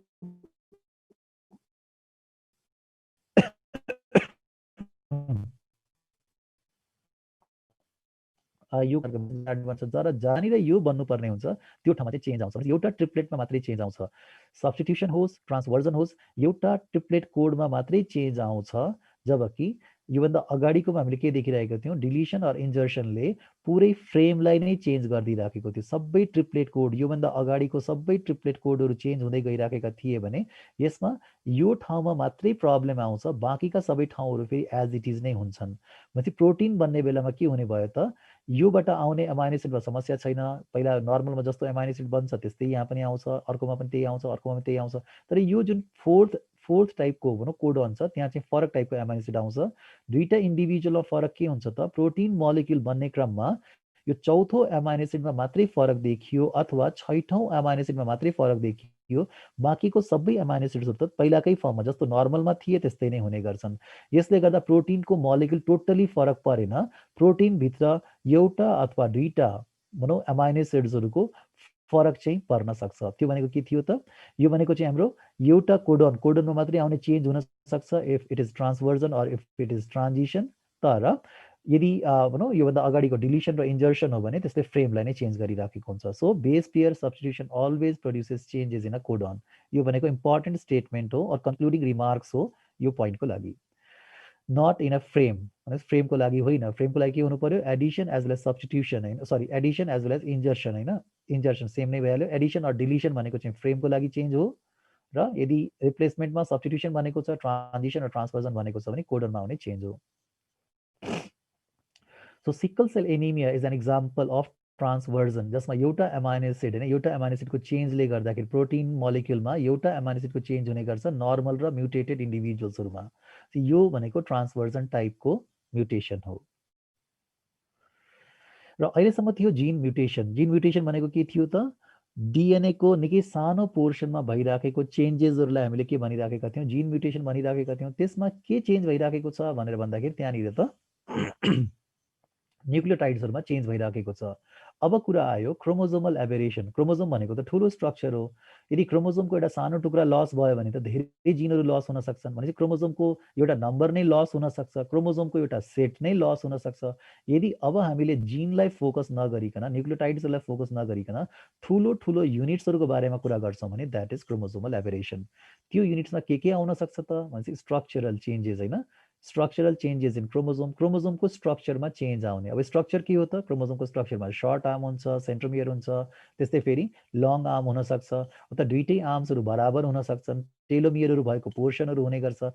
तिनीहरूमा कुनै पनि चेन्ज आइराखेको छ भने that comes under this heading structural change in a chromosome. Structural चेन्जमा के होला त? कुनै क्रोमोजोमको सानो टुक्रा चाहिँ अथवा सानो पार्ट चाहिँ लस भएर जाला अरे, अथवा डिलिट भएर जाला अरे। त्यसलाई हामीले के भन्छौँ? डिलिसन भन्छौँ। डिलिसनमा के हुनु पर्यो त?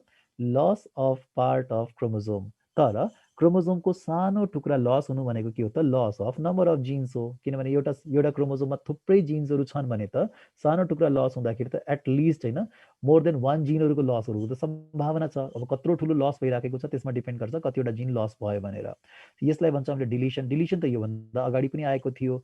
योभन्दा अगाडि आएको डिलिसन हामीले न्युक्लियोटाइड्सहरूको लसको कुरा गरिराखेका थियौँ भने कति सानो लसको कुरा त्यहाँ गरेका थियौँ भने अहिले त क्रोमोजोम भनेको त त्यस्तो न्युक्लियोटाइड्सहरू त यहाँनिर त मिलियन्स अफ न्युक्लियोटाइड्सहरूको लसको कुरा गरिरहेका छौँ है।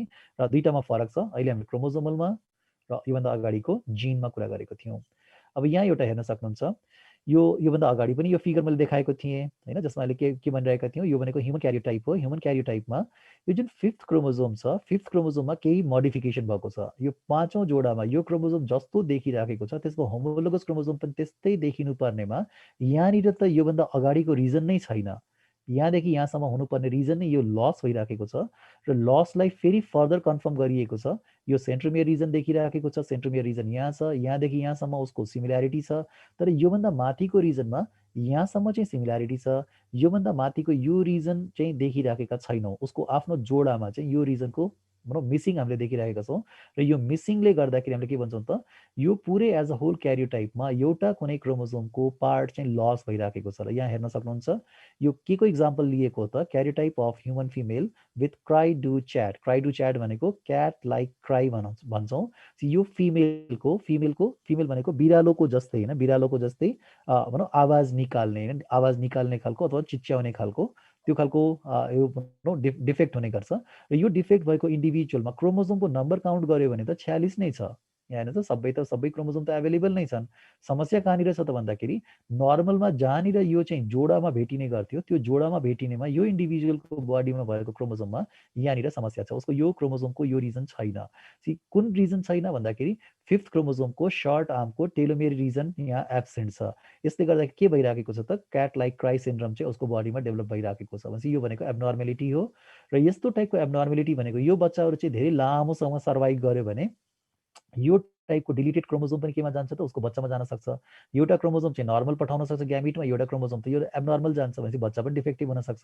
तर यदि यिनीहरूको सर्भाइभल लामो समय होइन, यिनीहरू भनेको बिफोर म्याच्युरिटी नै डेड हुन्छन् भने यस्तो टाइपको क्रोमोजोम भएको एब्नर्मल मान्छेहरूबाट फेरि यो सर्ने चान्सेसहरू हुँदैन। किनभने यिनीहरू भनेको कसैको प्यारेन्ट्स नबनिकन यदि डेथ भइराखेको छ भने बच्चाहरूमा सर्ने चान्सेसहरू छैन। र एडिसनमा अब के हुनसक्छ त? डुप्लिकेसन। र डुप्लिकेसनमा यदि यो यहाँनिरको डिलिटेड पोर्सन छ भने यो यदि यहाँको डिलिटेड पोर्सन गएर क्रोमोजोम नम्बर 4 मा गएर टाँसियो भने के होला त? एउटा कुरा त्यो हुनसक्छ। यहाँनिरको यो, होइन, यहाँनिरको यो टुक्रा यदि यही होमोलोगसमा गएर टाँसियो भने के होला? हामीले अहिले जुन एडिसन भनिराखेका छौँ जहाँ अर्को वर्ड आइराखेको छ डुप्लिकेसन। एडिसन भनेको त जुनसुकैमा गएर टाँसिए पनि हुन्छ नि त। तर डुप्लिकेसन भनेको जुनसुकैमा गएर टाँसिएर डुप्लिकेसन हुँदैन। किन भन्दाखेरि यहाँनिर जस्तो टाइपको जिनहरू छ यहाँनिरबाट टुक्रिएको यो पोर्सनमा सेम टाइपको जिन छ र त्यो टुक्रा गएर यहाँ बसिदियो भने के हुन्छ त? अलरेडी यहाँनिर जस्तो भनौँ ए र एबिसी टाइपको जिन यहाँ थियो, एबिसी टाइपको जिन यहाँ पनि थियो, एबिसी टाइपको जिन भएको रिजन यहाँबाट टुक्रिएको छ र फेरि गएर यसैमा जोडिएको छ भने त एबिसी त यो क्रोमोजोममा त अब दुईटा जिन हुने भयो नि त। ए टाइपको दुईटा जिन, बी टाइपको दुईटा जिन र सी टाइपको दुईटा जिन हुने भयो। र त्यसलाई हामीले के भन्छौँ? डुप्लिकेसन भन्छौँ। Deleted part of chromosome joint to homologous chromosome, homologous क्रोमोजोमसँग गएर जोइन्ट भयो भने अनि मात्रै यसलाई हामीले डुप्लिकेसन भन्न पाउँछौँ। यो पोर्सन यहाँ गएर जोइन्ट भयो भने फेरि डुप्लिकेसन भन्न पाउँदैन, किन यहाँ त फरक टाइपको जिनहरू छन्। यहाँबाट आएको जिन त जुनसुकै पनि नयाँ हुन्छ उसको लागि यहाँ डबल हुँदैन। तर योसँग त अलरेडी यस क्रोमोजोमसँग छँदैछ, यहाँबाट गएर यो जोडियो भने त डुप्लिकेसन यहाँ मात्रै हुन्छ। यदि नन होमोलोगससँग जोडियो भने के भन्छौँ त हामीले ट्रान्सलोकेसन भन्छौँ, होमोलोगससँग जोडियो भने के भन्छौँ डुप्लिकेसन भन्छौँ। सो डुप्लिकेसन हुनको लागि के चाहियो त deleted part of chromosome joint to homologous chromosome, यहाँबाट टुक्रिएको यहाँबाट छुट्टिएको जुन टुक्रा छ त्यो टुक्रा गएर आफ्नै होमोलोगमा गएर जोडियो भने द्याट कज डुप्लिकेसन।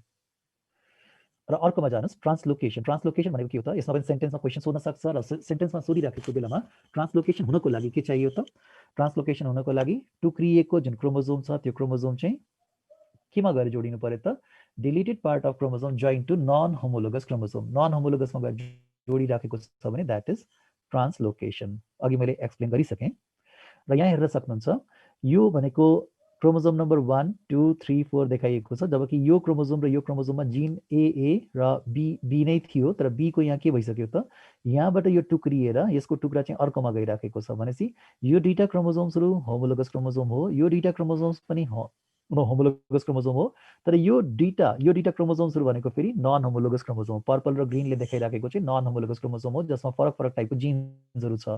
र यदि यस्तो टाइपको एक्सचेन्ज हो भने हामीले के भन्छौँ त्यसलाई ट्रान्सलोकेसन भन्छौँ। इन्भर्जन र इन्भर्जन भनेको an interstitial segment is produced. अब यो भनेको स्टेटमेन्टको फर्ममा हामीले क्वेसनमा देख्छौँ, यस्तो स्टेटमेन्टमा हामीले कहाँ टिक गर्ने भन्दाखेरि इन्भर्जनमा टिक गर्ने। इन्भर्जनमा टिक गर्नको लागि स्टेटमेन्ट कस्तो हुनु पर्यो त, यहाँ फिगर हेर्नुहोस् त, यदि यो क्रोमोजोम भनेको यो डिडी क्रोमोजोम के हो त बोथ आर होमोलोगस क्रोमोजोम, यो क्रोमोजोम र यो क्रोमोजोम होमोलोगस क्रोमोजोम हो, जिनको प्रेजेन्स सबैमा उस्तै छ। तर यहाँ प्रब्लम के भइदियो त यो क्रोमोजोम दुई ठाउँबाट टुक्रियो, यहाँबाट पनि टुक्रियो यहाँबाट पनि टुक्रियो, ब्रेक भइसकेपछि यो रिजन के भइदियो त यो रिजन चाहिँ उल्टो गएर त्यही क्रोमोजोममा जोडियो है। जोडिने क्रममा जी भनेको अहिले डीसँग आएर जोडिराखेको छ र ई भनेको फेरि एचसँग जोडिराखेको छ। यो जोडिँदाखेरि के भयो त यदि यो जोडिने क्रममा सेन्ट्रोमियरको पनि इन्भल्भमेन्ट छ भने हामीले के भन्छौँ त पेरिसेन्ट्रिक इन्भर्जन भन्छौँ। इन्भर्जन भनेको टोटली जस्तो जुन दुईटा ठाउँबाट टुक्रिएको थियो फेरि उल्टो गएर त्यही ठाउँमै जोडिने। An interstitial segment is produced by double break. Interstitial segment भनेको यो क्रोमोजोम दुई ठाउँबाट टुक्रिएको छ, बिचबाट टुक्रिएको छ and rejoins at the same प्लेसमा रिजोइन भएको छ आफ्टर रोटेसन बाई 180 डिग्री। 180 डिग्रीको रोटेसन पछि सेम उसमा आएर जोडिराखेको छ भने यो दुईटा क्रोमोजोममा फरक के भयो त, जिनको नम्बरमा फरक भयो त ABCD EFGH जस्तो जिन यहाँ छ त्यस्तै जिन यहाँ पनि छ, जिनको नम्बरमा त केही पनि फरक भएन। सेन्ट्रोमेयरको पोजिसनमा फरक भयो त अभियसली भयो, सेन्ट्रोमेयर यहाँ थियो होइन, अब सेन्ट्रोमेयर चाहिँ यहाँ भइराखेको छ भनेपछि यो पोजिसनमा आएर बसिराखेको छ। सेन्ट्रोमेयरको पोजिसन त चेन्ज गर्यो यसले है। यसले एउटा भयो स्ट्रक्चरमा चेन्ज आउँदाखेरि टोटल स्ट्रक्चरको साइज, टोटल क्रोमोजोमको साइजमा चेन्ज आयो त, साइजमा चाहिँ चेन्ज आएन, जस्तो साइजको पहिला थियो त्यस्तै साइजको अहिले बनेको छ। पोजिसन अफ सेन्ट्रोमेयरमा चेन्ज आउन सक्छ और अरेन्जमेन्ट अफ द जिन्समा चेन्ज आउन सक्छ। पहिला EFG थियो अहिले GFE छ, अरेन्जमेन्ट अफ द जिन्समा चेन्ज आउन सक्छ। र यसलाई के भन्छौँ हामीले पेरिसेन्ट्रिक इन्भर्जन भन्छौँ। किन पेरिसेन्ट्रिक भन्छौँ, किनभने सेन्ट्रोमियर समेत यहाँ चाहिँ इन्भल्भ भएको छ। सेन्ट्रोमियर इन्भल्भ हुँदाखेरि समस्या के भयो त अबको होमोलोगस क्रोमोजोम्सहरूमा त यो दुईटा क्रोमोजोम्सहरूको बिचमा के हुने भयो त स्पिन्डल फाइबर्सहरू यसकोमा यहाँबाट अट्याच्ड हुने गर्छ, अर्कोमा त यहाँबाट अट्याच्ड हुन्छ भनेपछि यहाँनिर समस्या आइदिन्छ। पेरिसेन्ट्रिक इन्भर्जन यो भयो। अर्को के छ त, अर्को भनेको प्यारासेन्ट्रिक इन्भर्जन भन्छौँ। प्यारासेन्ट्रिक इन्भर्जनमा यो सेन्ट्रोमियर भएको ठाउँबाट टुक्रिएको होइन, यो ठाउँबाट टुक्रिएको छ, डबल ब्रेक यहाँबाट भएको छ, फेरि उल्टो जोडिएको छ भने हामीले के बुझ्नु पर्यो त यसमा सेन्ट्रोमियरको पोजिसन पनि एज इट इज छ, क्रोमोजोमको साइजमा पनि कुनै चेन्ज भएको छैन, तर जिनको अर्डरमा मात्रै चेन्ज भएको छ। प्यारासेन्ट्रिकले के गराउँछ only change the order of the jeans, CDE थियो भने EDC मात्रै भयो है। सेन्ट्रोमियरको पोजिसन पनि एज इट इज छ, क्रोमोजोमको साइज पनि एज इट इज छ, तर यसमा के छ क्रोमोजोमको साइज एज इट इज छ, सेन्ट्रोमियरको पोजिसन चेन्ज भएको छ र सँगसँगै अर्डर अफ द जिन्सहरू चेन्ज भएको छ। र अर्को एउटा क्वेसन यहाँबाट एकदमै सोध्ने क्वेसन के हुन्छ त एङ्गल अफ ट्विस्ट है, angle of twist during inversion. इन्भर्जनको बेलामा कति डिग्रीले चाहिँ यो घुमेको हुन्छ, क्रोमोजोमको जुन ब्रेकेज पोर्सन छ कति डिग्रीले रोटेट गरेको हुन्छ भनेर भन्यो भने 180 डिग्रीमा चाहिँ टिक गर्नुपर्ने हुन्छ। सो यो थियो ट्रान्सलोकेसन पछिको इन्भर्जन र सबै पार्ट्सहरू इम्पोर्टेन्ट नै छ, फरक फरक वेमा क्वेसन सोधिराखेको हुन्छ, आफूले त्यही वेमा टिक गर्ने। फेरि अर्कोमा जानुहोस्, न्युमेरिकल चेन्जेस इन क्रोमोजोम। क्रोमोजोमको न्युमेरिकल चेन्जहरू के हुनसक्छ? र यसमा मैले यसलाई स्टप गर्नु पर्यो है, यो टाइम चाहिँ एक्सिड गरिसकेका रहेछौँ र मैले स्लाइडलाई रि गरिदिन्छु।